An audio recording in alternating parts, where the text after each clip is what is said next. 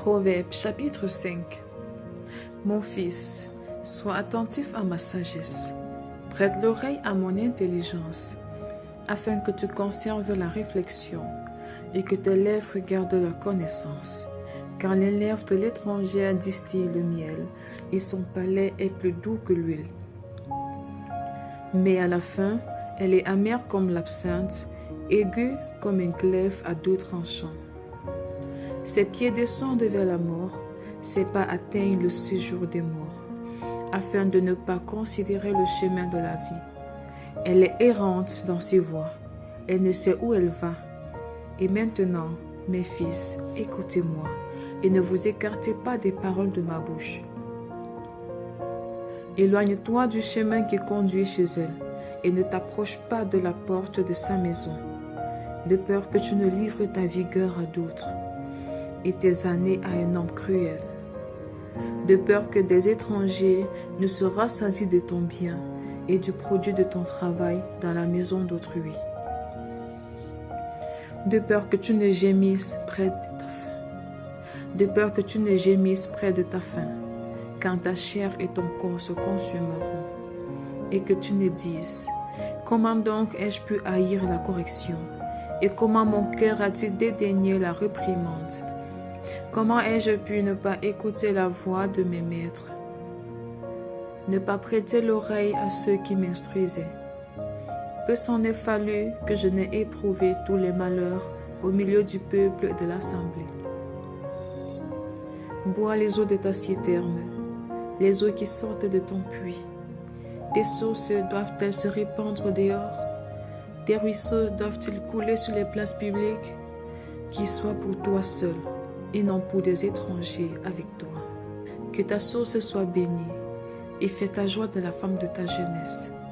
Biche tes amours, gazelle pleine de grâce, sois en tout temps enivré de ses charmes, sans cesse épris de son amour. Et pourquoi, mon fils, serais-tu épris d'une étrangère et embrasserais-tu le sein d'une inconnue? Car les voies de l'homme sont devant les yeux de l'Éternel, qui observe tous ses sentiers.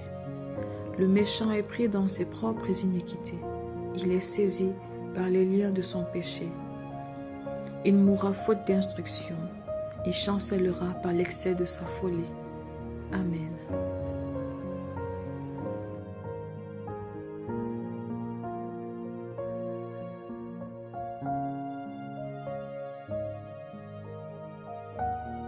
Actes des Apôtres, chapitre 19.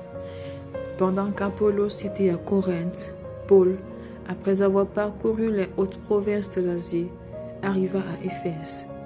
Ayant rencontré quelques disciples, il leur dit: avez-vous reçu le Saint-Esprit quand vous avez cru? Ils lui répondirent: nous n'avons pas même entendu dire qu'il y ait un Saint-Esprit. Il dit: de quel baptême avez-vous donc été baptisés? Et ils répondirent: du baptême de Jean. Alors Paul dit: Jean a baptisé du baptême de la repentance. Jean a baptisé du baptême de repentance, disant au peuple de croire en celui qui venait après lui, c'est-à-dire en Jésus. Sur ces paroles, ils furent baptisés au nom du Seigneur Jésus.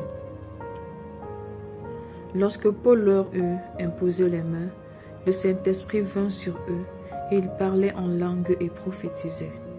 Ils étaient en tout environ 12 hommes. Ensuite, Paul entra dans la synagogue où il parla librement pendant 3 mois et discourut sur les choses qui concernent le royaume de Dieu, s'efforçant à persuader ceux qui l'écoutaient. Mais comme quelques-uns restaient endurcis et incrédules, décriant devant la multitude la voix du Seigneur, il se retira d'eux, sépara les disciples et enseigna chaque jour dans l'école d'un nommé Tyrannus. Cela dura 2 ans, de sorte que tous ceux qui habitaient l'Asie, juifs et grecs, entendirent la parole du Seigneur. Et Dieu faisait des miracles extraordinaires par la main de Paul, au point qu'on appliquait sur les malades des linges ou des mouchoirs qui avaient touché son corps, et les maladies les quittaient, et les esprits malins sortaient. Quelques exorcistes juifs ambulants essayèrent d'invoquer sur ceux qui avaient des esprits malins le nom du Seigneur Jésus en disant: je vous conjure par Jésus que Paul prêche. » Ceux qui faisaient cela étaient 7 fils de Séva, juifs, l'un des principaux sacrificateurs. L'esprit malin leur répondit: « Je connais Jésus, et je connais qui est Paul, mais vous, qui êtes-vous » Et l'homme dans lequel était l'esprit malin s'élança sur eux, se rendit maître de tous deux, et les maltraita de telle sorte qu'ils s'enfuirent de cette maison, nus et blessés. Cela fut connu de tous les Juifs et de tous les Grecs qui demeuraient à Éphèse, et la crainte s'empara de tous. Et le nom du Seigneur Jésus était glorifié. Plusieurs de ceux qui avaient cru venaient confesser et déclarer ce qu'ils avaient fait. Et un certain nombre de ceux qui avaient exercé des arts magiques, ayant apporté leurs livres, les brûlèrent devant tout le monde. On en estima la valeur à 50 000 pièces d'argent. C'est ainsi que la parole du Seigneur croissait en puissance et en force. Après que ces choses se furent passées, Paul forma le projet d'aller à Jérusalem en traversant la Macédoine et l'Achaïe. « Quand j'aurai été là, se disait-il, il faut aussi que je voie Rome. » Il envoya en Macédoine 2 de ses aides, Timothée et Eraste, et il resta lui-même quelque temps encore en Asie. Il survint à cette époque un grand trouble au sujet de la voie du Seigneur. Un nommé Démétrius, orfèvre, fabriquait en argent des temples de Diane et procurait à ses ouvriers un gain considérable. Il les rassembla avec ceux du même métier et dit: « Ô hommes, vous savez que notre bien-être dépend de cette industrie. Et vous voyez et entendez que, non seulement à Éphèse, mais dans presque toute l'Asie, ce Paul a persuadé et détourné une foule de gens, en disant que les dieux faits de main d'hommes ne sont pas des dieux. Le danger qui en résulte, ce n'est pas seulement que notre industrie ne tombe en discrédit, c'est encore que le temple de la grande déesse Diane ne soit tenu pour rien, et même que la majesté de celle qui est révérée dans toute l'Asie et dans le monde entier ne soit réduite à néant. » Ces paroles les ayant remplis de colère, ils se mirent à crier: « Grande est la Diane des Éphésiens !» Toute la ville fut dans la confusion. Ils se précipitèrent tous ensemble au théâtre, entraînant avec eux Gaius et Aristarque, macédoniens, compagnons de voyage de Paul. Paul voulait se présenter devant le peuple, mais les disciples l'en empêchèrent. Quelques-uns, même des Asiarques, qui étaient ses amis, envoyant vers lui pour l'engager à ne pas se rendre au théâtre. Les uns criaient d'une manière, les autres d'une autre, car le désordre régnait dans l'assemblée et la plupart ne savaient pas pourquoi ils s'étaient réunis. Alors on fit sortir de la foule Alexandre, que les Juifs poussaient en avant, et Alexandre, faisant signe de la main, voulait parler au peuple. Mais quand ils reconnurent qu'il était juif, tous d'une seule voix crièrent pendant près de 2 heures: « Grande est la Diane des Éphésiens !» Cependant, le secrétaire, ayant apaisé la foule, dit: « Hommes éphésiens, quel est celui qui ignore que la ville d'Éphèse est la gardienne du temple de la grande Diane et de son simulacre tombé du ciel? Cela étant incontestable, vous devez vous calmer et ne rien faire avec précipitation. Car vous avez emmené ces hommes qui ne sont coupables ni de sacrilège ni de blasphème envers notre déesse. Si donc Démétrius et ses ouvriers ont à se plaindre de quelqu'un, il y a des jours d'audience et des proconsuls qui s'appellent en justice les uns les autres. Et si vous avez en vue d'autres objets, ils se régleront dans une assemblée légale. Nous risquons en effet d'être accusés de sédition pour ce qui s'est passé aujourd'hui, puisqu'il n'existe aucun motif qui nous permette de justifier cet attroupement. » Après ces paroles, il congédia l'assemblée.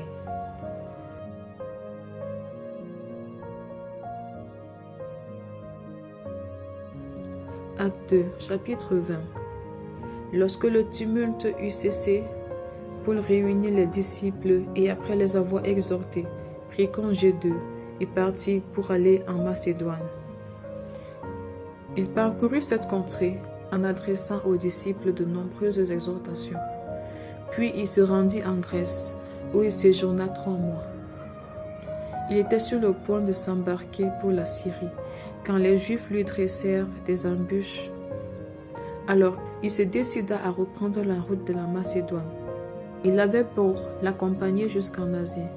Sopater de Bérée, fils de Pyrrhus, Aristarque et second de Thessalonique, Gaius de Derbe, Timothée, ainsi que Tychique et Trophime, originaires d'Asie. Ceux-ci prirent les devants et nous attendirent à Troas. Pour nous, après les jours des pains sans levain, nous nous embarquâmes à Philippe, et au bout de 5 jours, nous les rejoignîmes à Troas, où nous passâmes 7 jours. Le premier jour de la semaine, nous étions réunis pour rompre le pain. Paul, qui devait partir le lendemain, s'entretenait avec les disciples, et il prolongea son discours jusqu'à minuit. Il y avait beaucoup de lampes dans la chambre haute où nous étions assemblés. Or, un jeune homme nommé Eutychus, qui était assis sur la fenêtre, s'endormit profondément pendant le long discours de Paul. Entraîné par le sommeil, il tomba du 3e étage en bas et il fut relevé mort. Mais Paul, étant descendu, se pencha sur lui et le prit dans ses bras en disant « Ne vous troublez pas, car son âme est en lui. »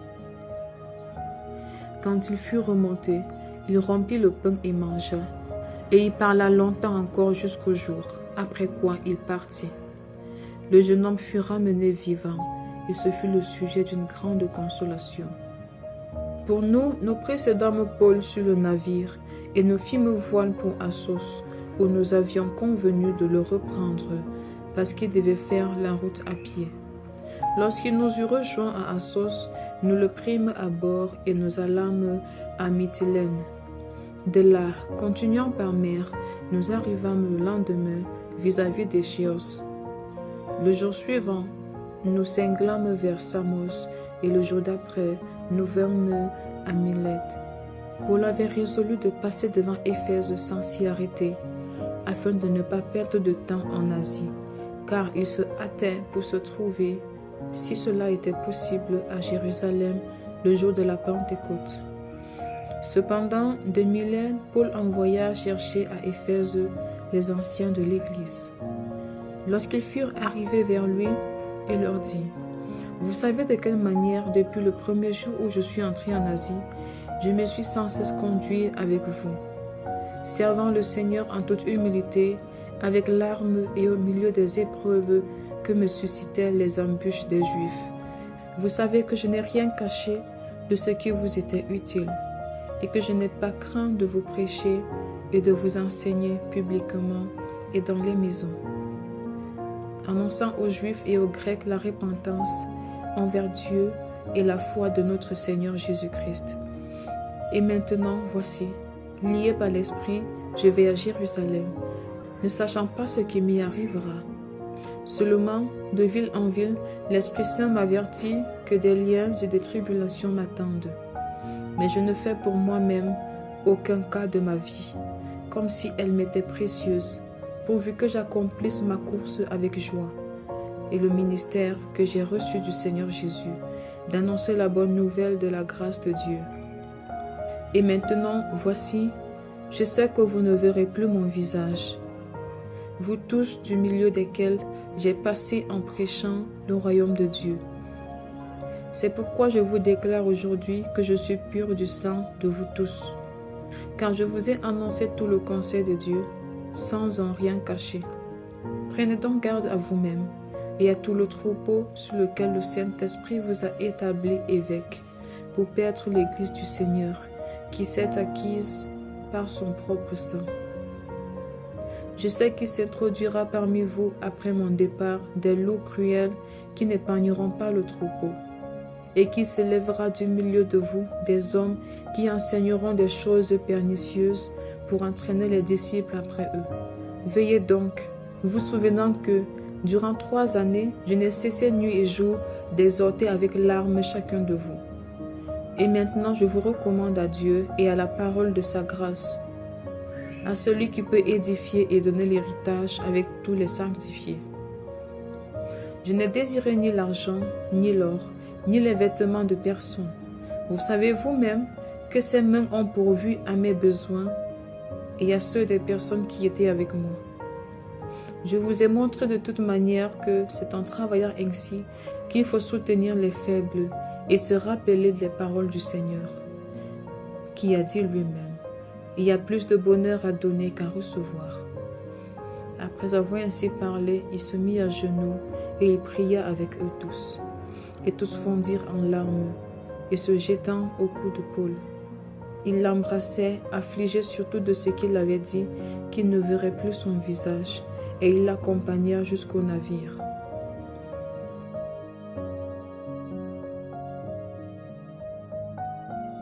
Acte 2, chapitre 21. Nous nous embarquâmes après nous être séparés d'eux et nous allâmes directement à Kos, le lendemain à Rhodes et de là à Patara. Et ayant trouvé un navire qui faisait la traversée vers la Phénicie, nous montâmes et partîmes. Quand nous fûmes en vue de l'île de Chypre, nous la laissâmes à gauche, poursuivant notre route du côté de la Syrie, et nous abordâmes à Tyr, où le bâtiment devait décharger sa cargaison. Nous trouvâmes les disciples, et nous restâmes là 7 jours. Les disciples, poussés par l'Esprit, disaient à Paul de ne pas monter à Jérusalem.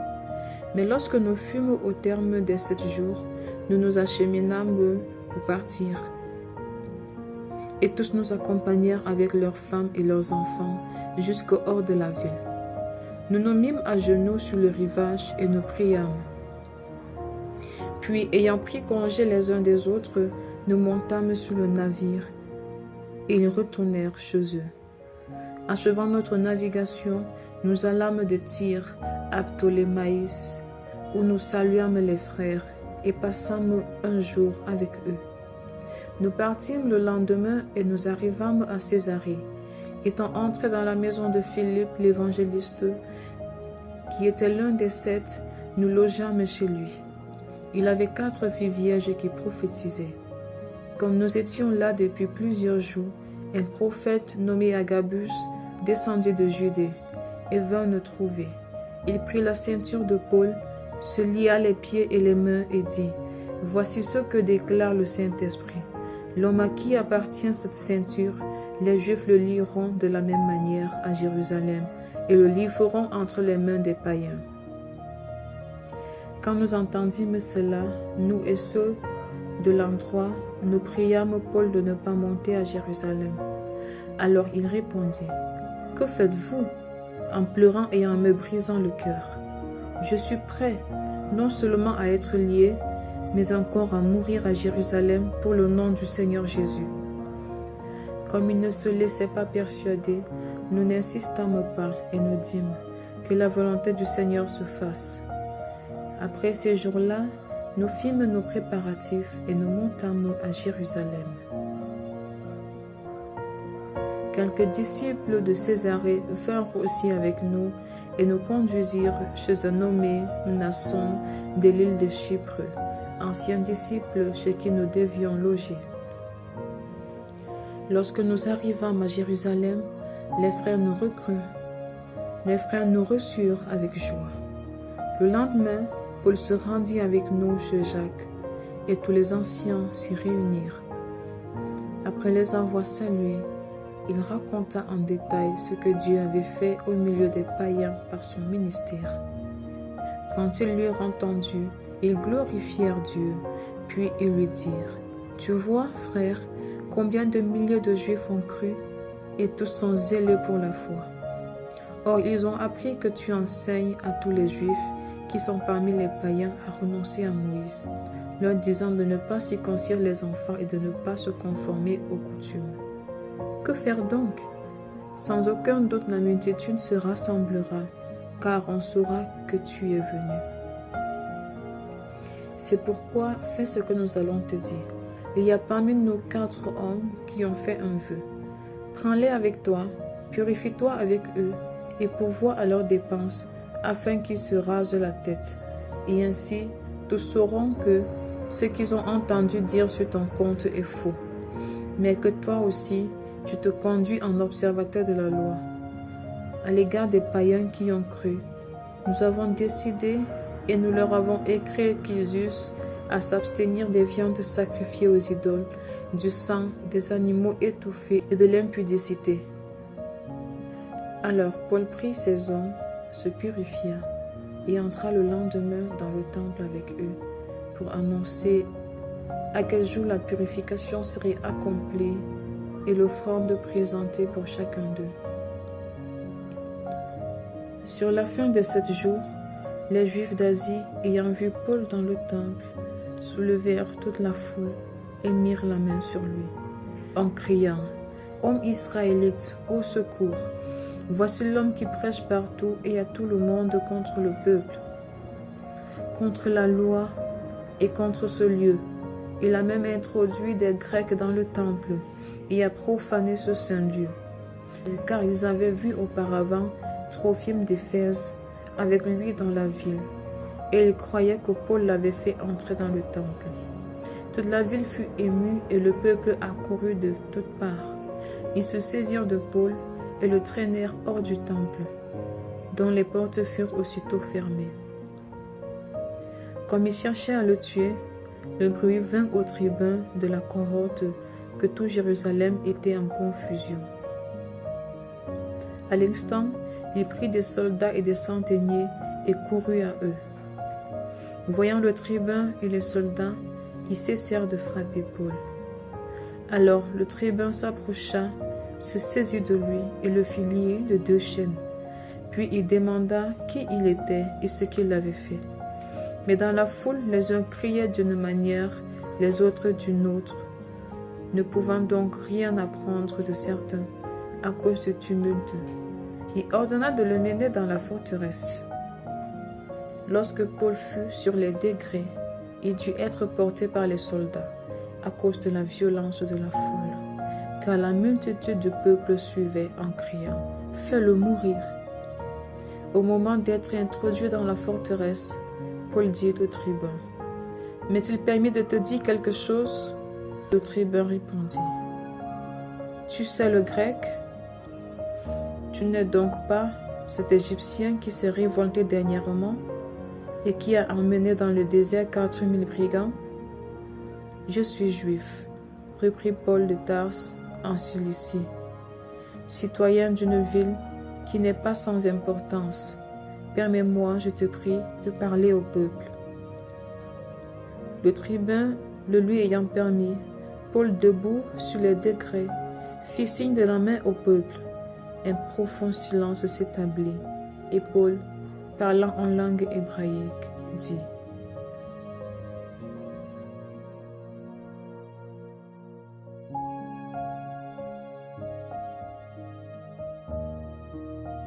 Psaume chapitre 53.